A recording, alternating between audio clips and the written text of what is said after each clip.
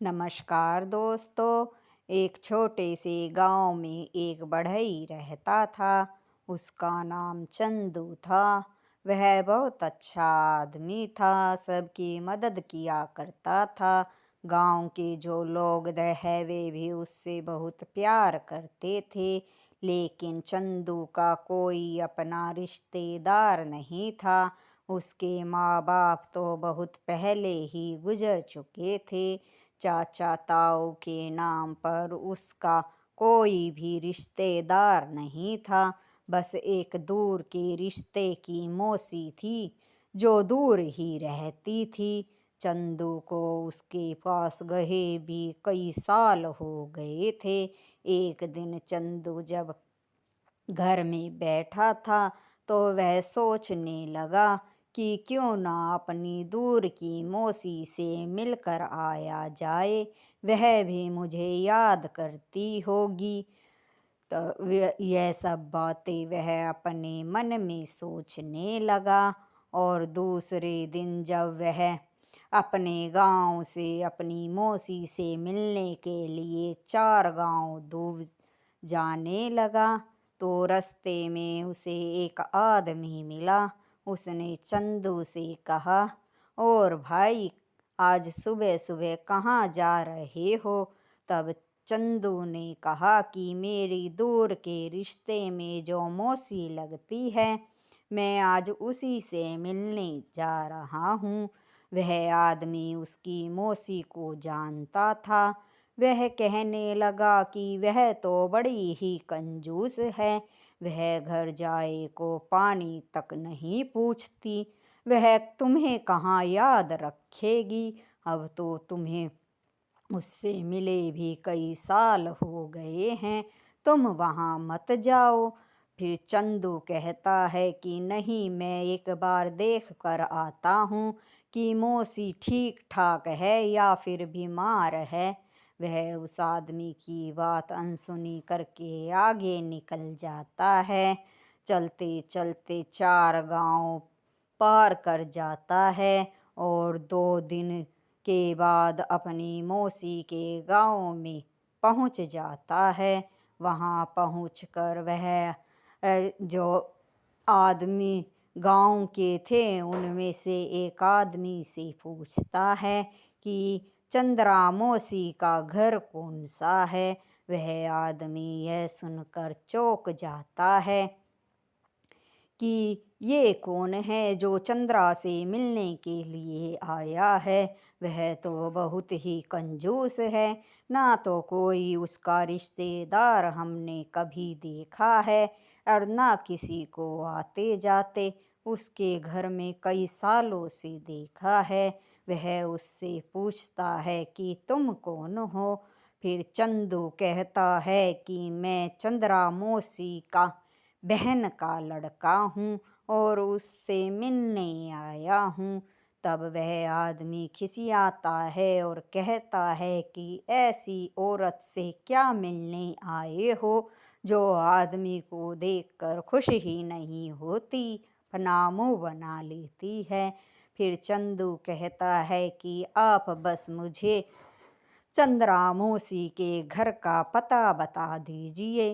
फिर वह आदमी कहता है कि आधे सीधी नाक की सीध में जो मकान मिलेगा आलीशान, वही तुम्हारी चंद्रा मौसी का घर है।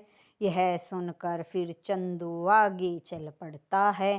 थोड़ी दूर पहुँचने पर उसे बड़ा सा आंगन दिखता है। उसमें एक झोपड़ी थी और आंगन में जगह जगह कूड़ा इकट्ठा हो रहा था और उसकी जो दीवारों की मट्टी थी वो भी झड़ चुकी थी, मानो बहुत सालों से यहाँ साफ सफाई न हुई हो।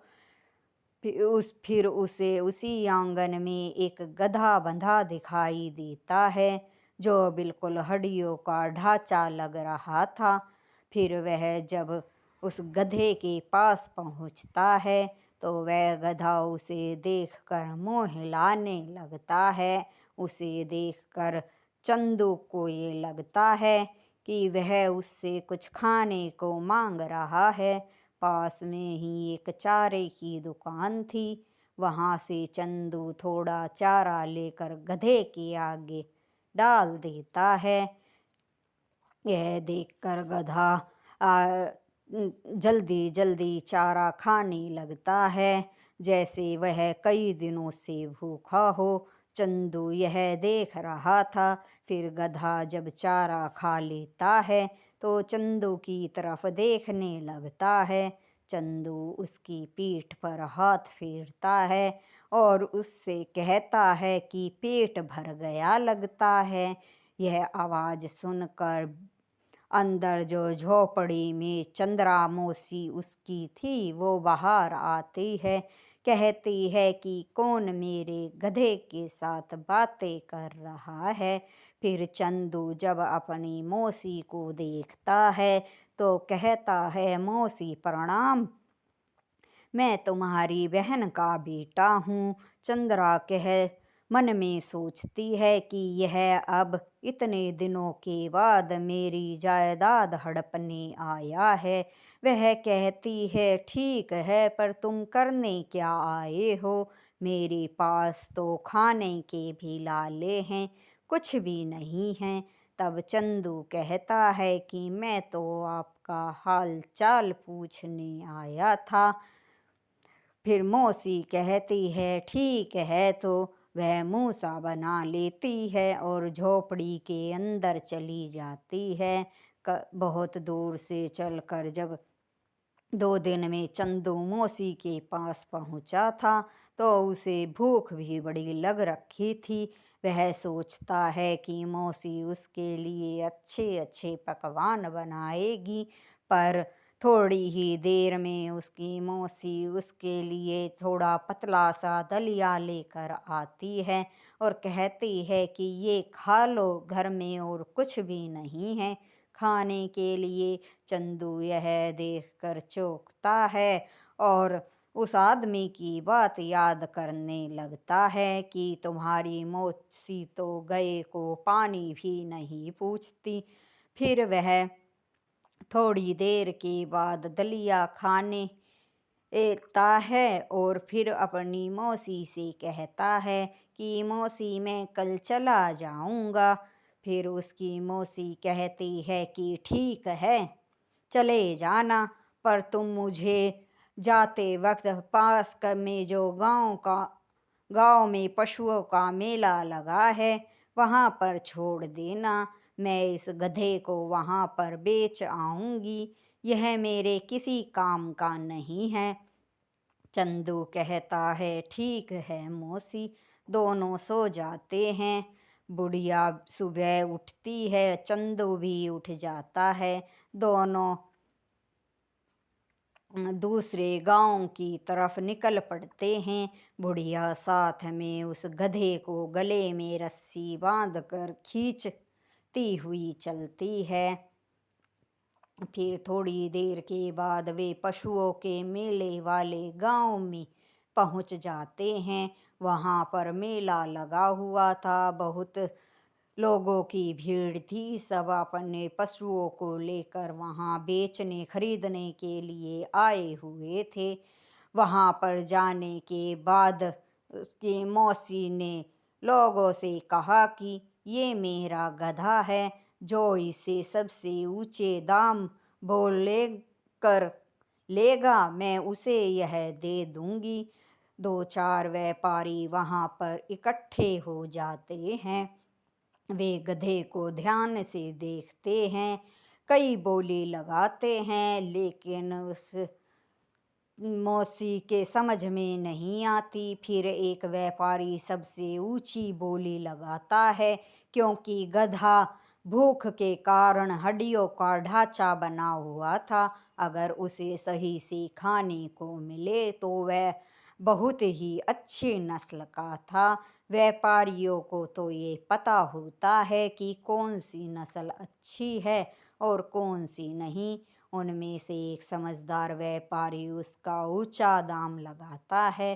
बुढ़िया उसको कहती है कि ये गधा अब तुम्हारा हुआ, फिर जो गधा था वो चंदू की तरफ एकटक देख रहा होता है। चंदू की नजर जब उस पर पड़ती है तो वह गधे को देखकर ये सोचने लगता है कि शायद ये गधा मुझसे कह रहा है कि तुम ही मुझे खरीद लो। तुम इस कसाई को देख रहे हो ना, ये मुझे पता नहीं खिलाएगा पिलाएगा भी या नहीं, पर कमर तोड़ लेगा।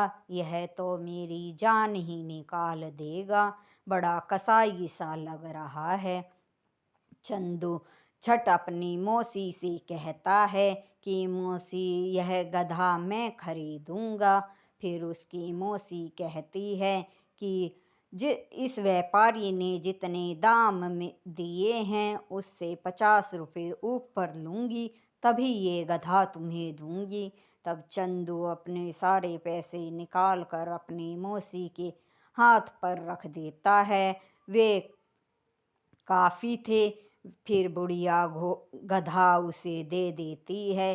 चंदू अपने गांव की तरफ चल पड़ता है। वह गांव पहुंचकर उस गधे को अच्छे से खिलाता पिलाता ने लगा। कुछ ही दिनों में गधा हट्टा कट्टा हो गया। चंदू भी अपने बड़ेगिरी के काम में लग गया।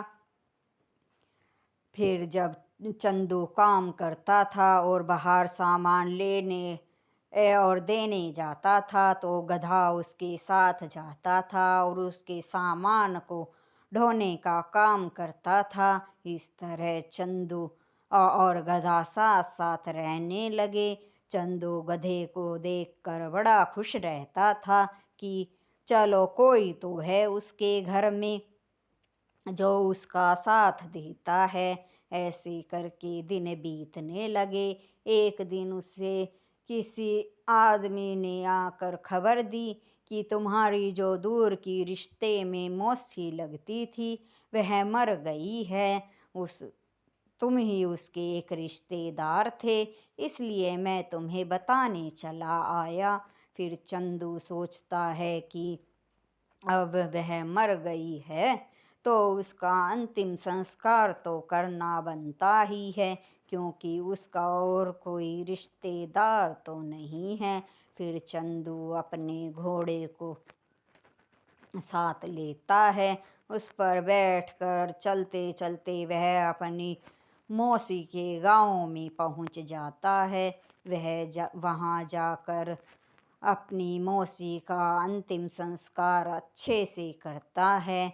और जब शाम को खाना खाकर बैठता है तो सोचने लगता है कि अब तो सारा काम निपट गया है, मुझे कल ही अपने गांव के लिए निकल जाना चाहिए। वहीं पर उसका गधा भी एक खूंटे से बंधा हुआ था। वह खूंटा तुड़ाने लगता है। आ, तब चंदू उसे देखता है तो सोचता है कि वह शायद भूखा होगा। उसकी आगे घास डाल देता है। फिर भी गधा चक्री काटना नहीं छोड़ता। फिर वह उसे पानी भी रख देता है पीने के लिए, पर गधा पानी भी नहीं पीता और खूंटे की चक्री लगाने लगता है। तब चंदू सोचता है कि शायद यहाँ गीला है, इस वजह से यह बैठ नहीं रहा। वह उसकी रस्सी खोल देता है ताकि वह किसी सूखी जगह जाकर बैठ जाए। रस्सी खुलते ही गधा अंदर कमरे के एक कोने में जाकर अपने खुरों से मिट्टी को हटाने लगता है। यह देखकर चंदू वो सोचता है कि शायद वह ऐसे ही कर रहा होगा। फिर वो काफ़ी देर तक जब खुरों से मिट्टी हटा रहा था तो चंदू बैठा ये सब देख रहा था। फिर गधा उसकी तरफ देखने लगता है। चंदू सोचता है कि शायद ये मुझे बुला रहा है। वह गधे के पास चला जाता है। गधा फिर से अपनी खुरों से मिट्टी हटाने लगता है और फिर चंदू की तरफ देखता है। चंदू समझ जाता है कि यह मुझसे कहना चाह रहा है कि यहाँ पर गड्ढा खोद दो। वह एक कुदाली लेकर वहाँ पर गड्ढा खोदने लगता है। गड्ढा खोदते खोदते उसकी कुदाली एक किसी लोहे की चीज से टकराकर टन की आवाज करती है। यह सुनकर चंदू रुक जाता है और फिर हाथ से मिट्टी हटाने लगता है। उसे लोहे का एक बक्सा सा दिखाई पड़ता है। फिर वह सारी मिट्टी हटाकर उस बक्से को निकाल लेता है। फिर वह उस बक्से को जब खोल कर देखता है तो उसमें बहुत सी चांदी के बर्तन, रुपये, सिक्के, कपड़े आदि से वह भरा हुआ था। यह देखकर चंदू चौंक जाता है। फिर गधे की तरफ देखता है। सोचता है कि यह गधा मुझे यही दिखाने के लिए यहाँ बुला रहा था। शायद इसने कभी बुढ़िया को यहाँ ये सब दावते हुए देख लिया होगा, तभी तो इसे पता था कि यहाँ पर बक्सा छुपा है। यह तो बड़ा ही समझदार है। चंदू बक्से को पाकर बहुत खुश होता है और दूसरे दिन अपने गांव लौट जाता है।